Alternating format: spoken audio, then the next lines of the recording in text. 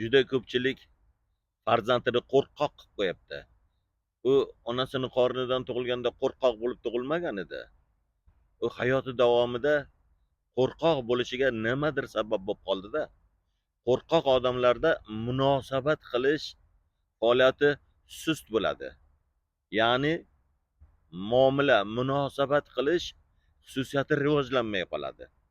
Biz farzandimizni o'qi deb miyasini ichini bilimga to'ldirsak-ku, muomala munosabatida u nol bo'lsa, u hayotda qiynaladi.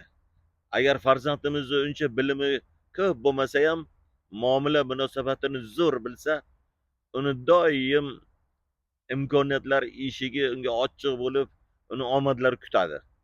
Agar kimda-kim farzandini qo'rqoq qilmasdan, kimda-kim o'sha farzandini muomala qilish, munosabat qilish faoliyatini kuchaytirib o'stirsa, ana o'sha farzandga hayot juda qulay bo'ladi, u hayotda ko'proq baxtli bo'lib yashaydi. Agar sizga shunday foydali maslahatlar yana qiziq bo'layotgan bo'lsa, doktor Hasanov kanalimizga podpiska qilib qo'ying. Shunaqa kontentlarni chiqarganda ko'rib turasiz.